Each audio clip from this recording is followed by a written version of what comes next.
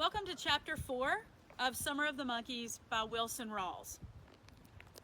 For all the sleep that I had gotten that night, I may as well have stayed up with the hoot owls. Every time I closed my eyes, I'd start seeing monkeys. They would come up in a long line, one behind the other, leaping and squealing. Each monkey had a price tag hanging from its neck, telling me how much he was worth. I wouldn't get too excited until that $100 monkey came leaping by. Every time he passed, he would stop and laugh at me. I'd wake up wringing wet with sweat and having an upside-down fit. When I finally did fall asleep, I had a wonderful dream about owning a baby pony and a brand new .22. I was riding like the wind, shooting left and right. I was the first one up next morning. In fact, I even beat our old rooster up, and that was getting up pretty early. I was out at the woodpile splitting kindling when he came sailing out of the hen house. Ruffling his feathers, he hopped down on the rail fence, threw his head back, and told everything within hearing distance that it was a beautiful Ozark morning, and it was time to start stirring. Papa came out of his house with the milk bucket in his hand, yawning and rubbing his sleep from his eyes. He looked at me and said, "You're up kind of early, aren't you?" "I guess I am, Papa. I wanted to get my chores done so I'd have a good day down with those monkeys. I believe I have a sack full of them before sundown." Looking concerned, Papa said, "You know, I've been thinking about this monkey catching business of yours. I still think there's more to it than you think there is. Those monkeys may be too smart for you, Jayberry." "Papa," I said, "surely monkeys can't be any smarter than raccoons are, and I've caught all kinds of raccoons. Why, I've even caught a couple of red foxes, and you know how smart they can be." "I know," Papa said, "but it might be a little different catching some monkeys. I just hope you haven't overloaded your wagon. It's not good for a boy to go wanting something with all of his heart and then be disappointed. Things like that can hurt for a long time." The way Papa was carrying on had me a little worried. Then I remembered what Grandpa had told me. "Papa," I said, "Grandpa says there never was an animal that he couldn't be caught." "Well, I hope your grandpa knows what he's talking about," Papa said, walking off toward the barn. I thought Mama never would get breakfast ready, and when she finally did, and I set a new record for a time it takes for a 14-year-old boy to eat a meal. While I was out in our cellar getting some apples, Mama fixed a lunch for me and put it in a paper bag, and after putting my traps and lunch and the apples in the gunny sack, I called Rowdy and lit out for the bottoms to make my fortune. Just as we walked out into the fields, into the thick timber of the bottoms, a big fat swamp rabbit popped up of a brush pile and tore down the game trail. Old Rowdy saw it, and that rabbit about the same time I did. He lunged and let out one of his famous catch-a-rabbit balls. For a second, I was so excited I almost forgot myself and was just about to urge Rowdy on, and then I thought about the old man of the mountains. By this time, Rowdy was right up on that swamp rabbit's tail, bawling every time his feet touched the ground. "No, Rowdy, no," I yelled. "Let him go." Rowdy threw on the brakes, turned, and looked at me as if he knew I had lost my mind. That was the first time I had ever called him off from chasing something, and he couldn't understand it at all. He just stood there in the middle of the trail, looking very surprised. "Come on, boy," I said, slapping my leg with my hand. "I see right now that if I don't have a talk to you, you're going to mess everything up. I need all the good luck I can handle." Rowdy came to me, not willingly. He couldn't understand what had come over me. Kneeling down, I put my arms around him and said, "Look, boy, we're not hunting for anything today but monkeys. And whatever you do, don't catch anything else. I don't care if it's something that runs for you. Just let on like you didn't see it." Now, I know this sounds crazy, but I mean it. You see, there might be an old man sneaking around in these woods, looking out for all the animals. And if we catch anything, he'll cause us to have bad luck. All he has to do is point his stick, and we'll have all kinds of bad luck. We couldn't catch a June bug, much less a monkey. Even though I tried my best to explain to Rowdy that I didn't want him catching anything, I don't think he understood why. It's hard to explain things like that to a rabbit hunting hound. Side by side and walking quietly as tomcats on the prowl, we moved on into monkey country. It was still in the bottoms, and I could hear my heart thumping. Every nerve in my body was as tight as the iron bands on the rain barrel. I went right back to the bur oak tree where Rowdy had treed the monkey and started looking over it. I looked on every limb and in each dark shadow, not being able to see anything that even looked like a monkey. I was beginning to get a little discouraged when all at once, from somewhere close by, something let out a cry that rang through the bottoms like a blacksmith's anvil. The cry didn't sound scary. It was more like a warning cry. Not being able to identify what had made the racket that scared me a little, my old heart started flopping around in my chest. It seemed like every time I got scared, my heart was the first one to know about it. I never could understand why it acted that way. To make things worse, old Rowdy growled way down deep and started walking around stiff-legged like he was ready to fight. In a quivering voice, I whispered to Rowdy, "What in the world was that? That couldn't have been a monkey. Monkeys are little bitty things. Whatever made that racket must have been as big as a barn." That one loud cry was all I heard, and again the silence closed in around us. I sent Rowdy to do a little sniffing around. This was an old game to me, and one I never grew tired of playing.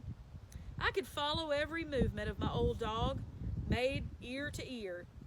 Over my left, a twig snapped, and there was a padding of soft feet, and then ahead of me, a small bush wavered as his ghostly shadow passed beneath. He moved on to my right, and I heard a scratching of his claws on the bark as he walked on a log. Ending up behind me, I heard his loud sniffing and rustling of leaves. Old Rowdy made a complete circle around me, and I knew that if the tracks of anything dangerous had crossed the line of that circle, he would have let me know about it. Rowdy was gone for about 5 minutes. And he came back, and he hadn't acted like he had seen anything more than a grasshopper the entire time. As if he didn't have a worry in the world, he sat down on his rear and started digging at a flea that wasn't even there. Feeling much better, I started setting the traps like Grandpa had told me. All around the bur oak tree, about 3 feet out from the trunk, I dug 6 holes in the soft soil. Then one by one, I mashed the trap springs down with my foot and set the triggers.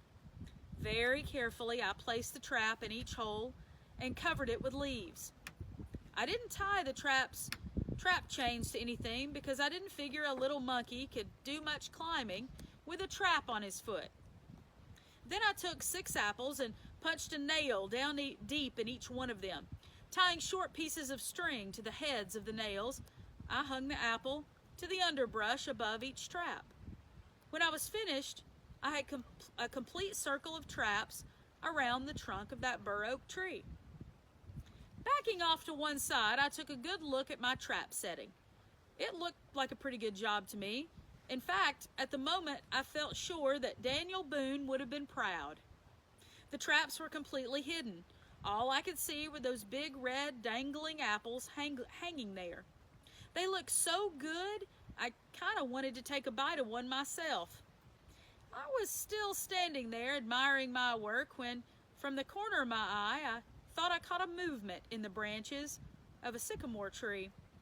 It was just a flash, and I didn't see it again, but I was pretty sure I'd seen something. Picking up my gunny sack, I whispered to Rowdy, "I'm not sure, boy, but I think I saw something. It could have been a monkey. Come on, let's hide and see what happens." About 35 yards away, and still in view of my traps, I found a small opening in a thick stand of elders. It was a dandy hiding place, and I proceeded to make myself comfortable. Taking my lunch and my apples from the gunny sack, I laid them to one side and sat down on the empty sack. Now, I never did like waiting for anything. It seemed like half my life had been wasted on waiting on things. I had to wait for Christmas and Thanksgiving, and then there was a long spell of waiting for spring and then fishing time, and now I was waiting for a monkey. The longer I sat there, the more comfortable I became. First I got hungry, then I got thirsty. The sack I was sitting on got hard as a rock, and my tailbone started hurting. I got hot and began to sweat. Deer flies and mosquitoes came and started gnawing on me. Just about the time I convinced myself there wasn't a living thing within 100 miles, popped up a monkey, and out popped my eyes. I never did know where that monkey came from. One instant there wasn't so much as a jaybird around my traps, then as quick as Mama was with a peach tree switch, there was a monkey. I could have sworn he just popped up out of the ground. Anyhow, there he was, standing on spindly little legs, staring at those big red apples. I held my breath, watched, and waited. I stood for several seconds, and the monkey just stood there, staring at the apples and twisting his head, as if he were trying to make up his mind about something. And then he started jumping around and squealing and making all kinds of noises. Next thing that happened all but caused me to have a jerking spell. It started raining monkeys. They seemed to come from everywhere. Down from the branches of the bur oak tree, monkeys, little monkeys. Some were big, some were fat, some were skinny. I was paralyzed. It looked like 10 jillion monkeys, leaping and squealing. They bunched up about 10 feet from my traps and started chattering as if they were talking over something. Before the monkeys showed up, Rowdy had been lying there at my side. Growling and showing his teeth, he started to get to his feet. He was getting ready to tie into those monkeys, and I knew it. I laid my hand on his back, and I could feel his rock-hard muscles knotting up and quivering. "Rowdy," I whispered, "for heaven's sakes, don't do anything now. Those monkeys are worth more money than we'll ever see the rest of our lives. If you make any noise and scare them away, I'll tie you to the corn crib for a year. And I won't even give you water." Of course, I didn't mean that, but Rowdy thought I did. He lay down again and kept his mouth shut. One little monkey, bolder than the others, left the bunch and started over toward my traps. I reached for my gunny sack and got ready. Just then, when I thought for sure the monkey was going to walk right into my traps, came that same loud cry that I had heard before, and it rang out through the bottoms. As if the cry were some kind of signal, the monkeys stopped chattering and stood stone still. The one that I thought was going to get in my trap hurried back to the bunch of others.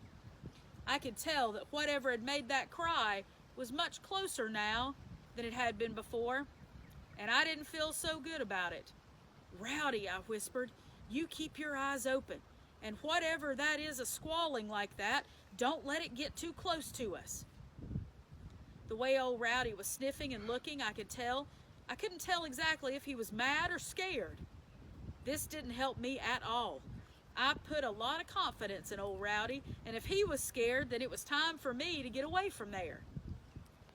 I was trying to make up my mind what to do when I heard that cry again, and this time it was so close it made my eardrums ring. My hair flew straight up on end and felt as if it were pushing the top of my old straw hat up. The noise was coming from above me. I started looking around in the treetops on a limb of a big sycamore, and I saw something. At first I thought it was a boy. It looked just like a small boy standing there on a limb, and I wondered what he was up to, doing in that tree, screaming his head off. Maybe he'd climbed up that tree and couldn't get down. I'd done that several years ago, and Papa had to come help me. Then again, He might be crazy. Daisy told me that sometimes crazy people do all sorts of things, and maybe this person just didn't know. I forgot about being scared and got kind of mad. Rowdy, I whispered. I don't know if that's a boy or not, but if it is, I'm sure he's going to mess stuff up for us. If he keeps on screaming like that and scaring those monkeys, I'm going to wear him out. Just then, the thing moved out on the limb into some sunlight, and I got a better look. I could see that it wasn't a boy, but it was some kind of black, hairy animal. Had short, stubby legs and long arms that hung down almost to the limb that it was standing on. When I discovered that, it didn't have a tail at all. I didn't know what to think. I'd never seen an animal that didn't have a tail of some kind. It was way too far away for me to tell the color of its eyes, but I could have sworn that they were red, like a rooster. Anything that had red eyes always did scare me. Goose pimples jumped out all over me. My old heart started running around inside like a scared lizard. Rowdy, I whispered in a shaky voice. That's the animal, all right. But I've never laid eyes on anything that looked like that before, and I don't like the looks of it. I had just about decided that my monkey catching days were over and was getting ready to get away from there when I remembered what my grandpa had told me about that $100 monkey. He said that it was different than the other monkeys, and that the thing I was looking at sure didn't look like any other monkey. Just then, the big monkey let out another cry, and running to the end of the limb, he leapt up high in the air. I was so startled by this, I stood up. I thought sure he was going to sprout wings and was going to fly away. Instead, he lit in the branches of the bur oak tree and swung those long arms. He started dropping down from limb to limb, and landed on the ground between the little monkeys and my traps. This all happened so fast it left me breathless. I thought squirrels could move fast in the timber, but they couldn't do anything that monkey could do. Every move he made was sure as Daniel Boone's musket and as smooth as a dasher in old Mama's churn. All the time this had been going on, the little monkeys hadn't made a sound. They just stood there in a bunch, watching every move that big monkey made. About the time one of them decided that it was as long as there were some apples around, he might as well have one. He left the bunch, and with his skinny tail sticking straight in the air, he started toward my traps. The big monkey saw this and went all to pieces. He started jumping up and down, making deep grunting noises as if he were talking to the little monkeys. The little monkey seemed to understand what the big monkey was saying. He squealed like someone had stepped on his tail, and he scurried back to the others. It was hard for me to believe what I had seen, yet it was plain as the stripes of a rainbow. That big monkey had known that the little monkey was in danger, and that his monkey talk, he had simply told him so. Rowdy, I whispered, did you see what that monkey was doing? He was talking to that little monkey. That's what he was doing. Grandpa didn't tell me they could talk to each other. As if he were proud of the fact that he had knocked me out of a $2 reward, the big monkey then did something that all but caused me to swallow my Adam's apple. Looking straight at my hiding place, he peeled his lips back, opened his mouth, and let out one of those big squalls. When he did, I got a good look of his fighting tools. I had thought that our old mules had big mouths and big teeth, but they looked nothing compared to what that monkey had. To me, it looked as if he had thrown a pumpkin straight down his throat, and it could never scratch, peeling on one side of his long teeth. Holy smokes, Rowdy, I whispered. Did you see those teeth? You'd better think twice before you jump on him. He could eat you up, collar and all. Old Rowdy didn't seem one least bit scared, and if I had said sick 'em, he would have torn out of those elders like a cyclone. He may have even taken a whipping, but there would have been a whole lot of monkey hair flying. I didn't have to worry about that big monkey jumping on us. Instead, he turned, Still making those deep grunting noises, he walked up within 2 feet of that trap and he stopped.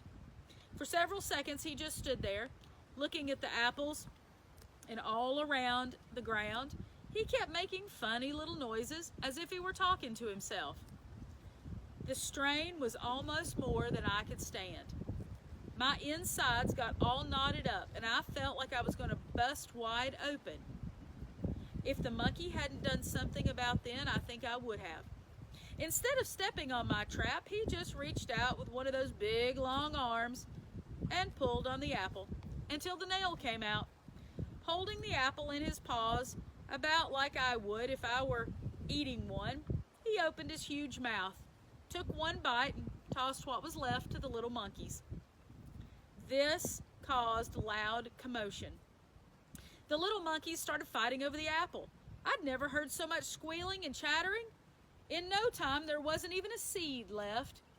I sat there as if I was frozen to the ground and watched that big monkey walk around that bur oak tree, taking the apples and never once stepping on a trap. One bite from each apple seemed to be all he wanted. What was left was tossed out to the little monkeys.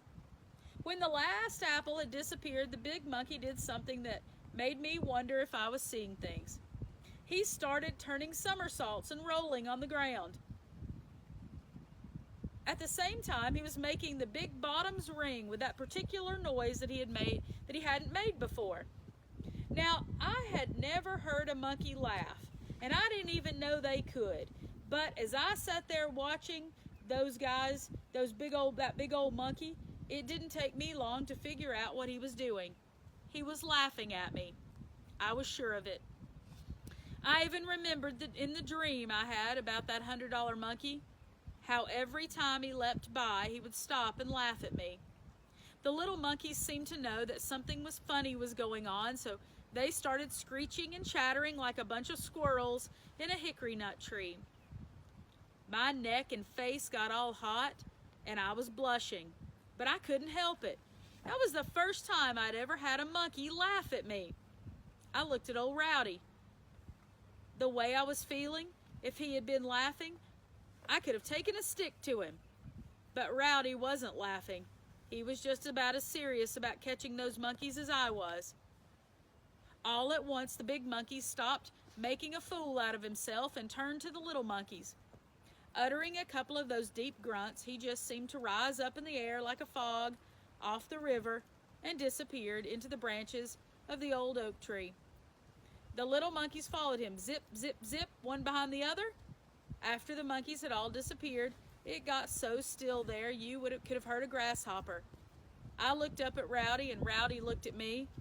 "Did you ever see anything like that before?" Rowdy said. Grandpa was right when he said that monkey was smart, but I didn't think he was that smart. Why, he knew all the time that those traps were there. He knew that we were sitting right here. He sat right up in that sycamore tree watching me set those traps. And then he stole all of my apples and laughed at me. Now, how do you like that?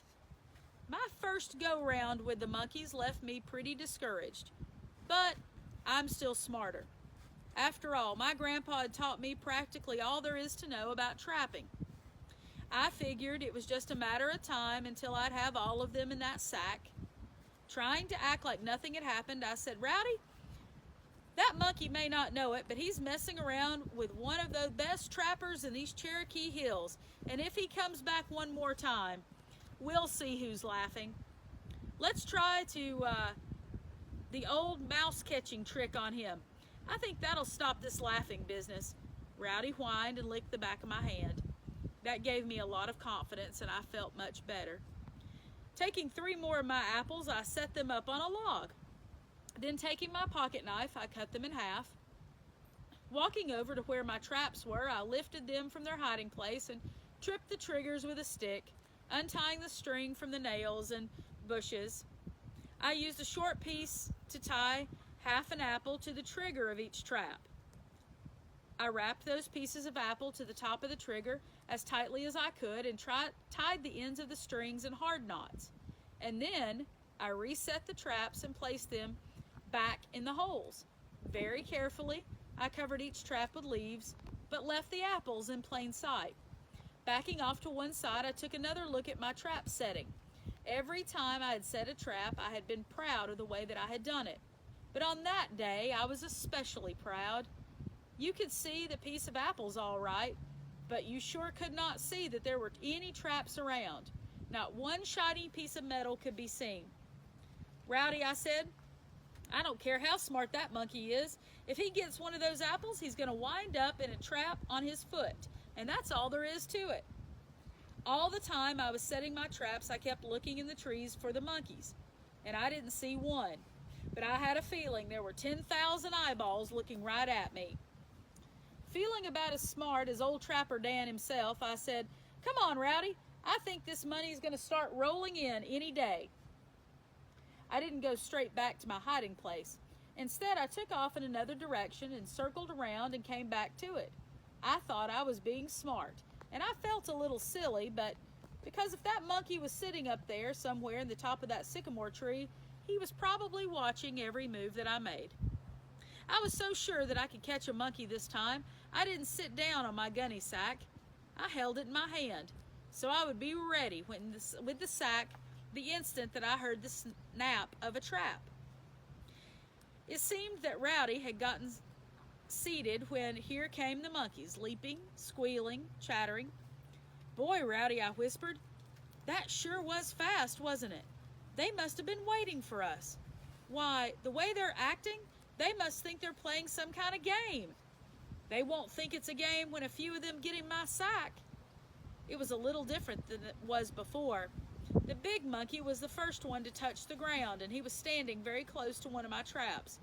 The little monkeys were milling around everywhere, and they didn't seem to know what was going on, but every time one got close to a trap, the big monkey would fly out of gear like a mama jaybird when she wanted to take a look at her babies. He would scream like someone slapping a branding iron to him and start jumping up and down. And making those deep grunting noises, he would finally run at the little monkeys and scare the daylights out of them. Finally, he succeeded in herding them all to one side where they bunched up and stayed. If I had known then that what the big monkey was going to do next, I wouldn't have stayed there to watch it. Again, he walked over close to one of my traps and stopped. I knew that I was watching a monkey, but he still stood like a small boy standing there, trying to figure something out. Once he even bent over so that he could get a better look at things. Then he reached up with one of those long arms and scratched his head. When I saw him do that, I thought of my grandpa. He was always scratching his head when he had something heavy on his mind. "Rowdy," I whispered, "I believe that monkey knows the trap is there, and he's trying to figure out how to get the apple and not get caught. I don't think he can do it. I don't care how smart he is. He's not that smart." How wrong I was. As if he had solved the problem and was tickled to death about it, the big monkey started turning a few somersaults. He stopped and stared straight at my hiding place, and then let out another one of those big squalls before he reached down and picked up a long stick from the ground. Holding the stick out in front of him, still uttering those deep grunts, he started beating the apple as if he was killing a snake. I almost jumped out of my britches when I heard the trap snap. I sat in a trance and watched as that $100 monkey sprung every one of my traps in the same way. Every time a trap snapped, he would look straight at my hiding place and squall. He didn't use his teeth to tear the apples from the triggers. He simply used his fingers and untied the knots in the strings. There was one thing I could say for that monkey. He wasn't only smart, he was polite, too. He saw to it that he had all the little monkeys got their fair share of apple first. After it was all over, the monkeys had disappeared into the treetops. I looked to Rowdy for some kind of understanding, but I didn't get any help from him. He was just lying there with his long ears sticking straight up, looking at me as if he was the most surprised hound dog in the whole world. I was so dumbfounded I couldn't even think straight, much less say anything. For several seconds I sat there and stared at the ground, trying to remember everything that had just happened. The more I thought about that big monkey and how he had outsmarted me, the madder I got. Rowdy, I said, I wish I had brought Papa's old shotgun along. I'd warm that monkey's hide up with some birdshot. It's bad enough he made a fool out of me, but he didn't have to laugh like that. I put my lunch and apples back in my gunny sack and walked over to where my traps were. Mashing the springs down with my foot, I released the sticks from the jaws. I just put the traps back in the sack and sat down on a stump to do a little thinking. I could remember every trick my grandpa had taught me about trapping, but I couldn't think of a thing that would catch a monkey. The more I thought about everything, the more disgusted that I got. Talking to myself, I sat there and said, there's only one thing left to do. I'll have to get rid of that smart aleck monkey. If I can get rid of him, I believe I can catch the little ones. They don't seem to have any sense at all. They'll just go into a house and get Papa's gun, and I can do away with that monkey once and for all. And then I thought, what in the world am I thinking? I can't do that. Why, that would be hanging a $100 bill in a tree and shooting it all to pieces. And there was the old man of the mountains to contend with. If I shot one of those silly monkeys, there was no telling what he'd do. Old Rowdy saved the day, or at least I thought so at the time. About 15 feet from the stump I was sitting on was a big hollow log. Rowdy was over there sniffing around. He never could keep his sniffer out of anything that had a hole in it. He just couldn't do things like that. The instant I saw the log, a plan jumped right out of the hollow end and bored its way into my monkey-troubled mind. I walked over to the log and got down on my knees and looked back into the hollow. It was perfect. The hole was large and went back about 4 feet. I was so pleased that I could have kissed old Rowdy, but he never did like to be kissed. Patting the log with my hands, I said, "Oh, Rowdy, you could have sniffed all over these bottoms and not found anything quite this good. This is just what I've been looking for. I'll put my apples back in the hollow and set my traps out here in front. Now, if that smart monkey wants an apple, he'll have to wade through all of my traps to get them. If he can do that and not get caught, then we're just beat, and that's all there is to it." Rowdy seemed to know that I was pleased about something, and he reared up on his back ear with long peaked tongue and hollered. "Come to think of it, Rowdy," I said, "I'm starving to death for a drink of water. Let's go get a drink first, and then we'll really get after these monkeys." Not far away at the upper end of the old slough, the cool, clear water ran out of a spring that gushed out from under the roots of a big gum tree. I always figured that spring belonged to Rowdy and me. We had discovered it on one of our exploring trips, and I had even named it Jayberry Spring. We had a good drink, and I washed my hot face in the cool water. There was never a time that Rowdy and I prowled those Cherokee bottoms that we didn't run into all kinds of surprises. But when I got back to the bur oak tree, I got the biggest surprise of my life. Everything I owned was gone. My gunny sack, my lunch, my apples, my traps, all. "Rowdy," I said, looking all around, "I know that I left that sack right here by this stump. Now it's gone. And everything we had is gone. I wonder what happened." Rowdy started sniffing around the stump.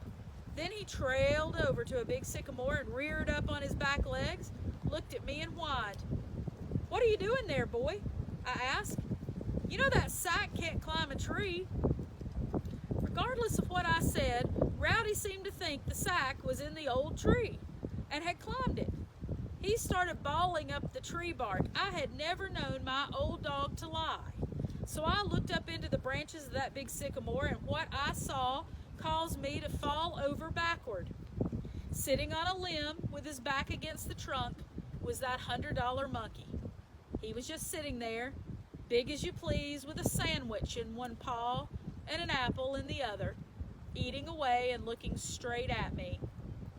He passed out my apples to some of the little monkeys that were sitting around the limbs, chewing away and peering at me with their beady little eyes. I could see my gunny sack with the traps draped over a limb. I felt anger start at the bottom of my feet and burn its way through my body and explode through my head. "Why, you thieving rascal," I yelled. "You can't get away with this. You give that stuff back." I saw right away that big monkey had no intention of giving anything back to me. He stood up on a limb and started jumping up and down and having a laughing fit. This made me so mad I came close to cussing a little. While hanging around Grandpa's store, I'd learned a few cuss words from the men, but I never did use them. I was afraid to. And Daisy told me that if any boy who wasn't 21 years old had cussed, his tongue would rot out. So I just didn't do any cussing. And I didn't figure that I would get along without my tongue very well. But I was so mad at that monkey, I had to do something. I grabbed up a chunk from the ground and threw it at him hard as I could. It didn't come close to hitting him, but it made him mad anyway, and he let out a squall and threw one of my apples straight at me. I had to jump sideways to keep it from hitting me. The idea that an old monkey threw something at me was more than I could stand. I went all to pieces. I had a darn good bean shooter, and I was a good shot, and I could almost drive nails with it. I jerked it out of my pocket and reached for some ammunition when I discovered that I didn't have one little rock in my pocket. That made me even madder. It looked like everything in the world was working against me. Not far away from the washout in the bottoms was covered with gravel. I ran over and jumped down, dropped to my knees, and started filling my pockets with small rocks. "Rowdy," I said, "I don't care what the old man of the mountains comes to get me or not. I'm going to let one of those monkeys get it. They can't get away with this. I'll make it so hot for him he'll think twice. He'll think the woods are on fire." With my pockets bulging with ammunition, I climbed out of the washout and ran back to the sycamore tree. That big monkey was still standing on a limb, jumping up and down, laughing his fool head off. I loaded my bean shooter and pulled the rubber back just as far as it would go. Taking dead aim, I let go. Old William Tell himself couldn't have shot any straighter than I did. I plunked that monkey a good one, about where his belly button should have been. He let out a squall that would have been heard across the river bottoms and started screeching at the spot where my rock had stung him. I couldn't have been more pleased. He reared back and laughed as loud as I could. "How do you like that?" I yelled. "It's not so funny now, is it?" "Well, you've not seen nothing yet." Chuckling to myself, I loaded up again and took dead aim and plunked him another good one. I never should have shot that big monkey a second time because he was awfully mad. Turning to the little monkeys, he uttered a few grunts, and then every one of them started dropping out of the sycamore tree. This is the last thing I would have expected the monkeys to do, and I didn't like at all what was happening. I started to back up. One more step. "Holy smokes, Rowdy," I said, "they're coming after us." I didn't think they'd do that. By the time that big monkey reached the last limb on the sycamore tree, I had a pretty good head start on him. I stopped for a second. He opened his big mouth and he showed me those long teeth, and I wouldn't have been more scared if someone had thrown a crosscut saw at me. I dropped my bean shooter and let out a squall, and they didn't even sound like me. "They're going to eat us up, Rowdy," I yelled. "Let's get out of here." That concludes Chapter 4 of Summer of the Monkeys by Wilson Rawls.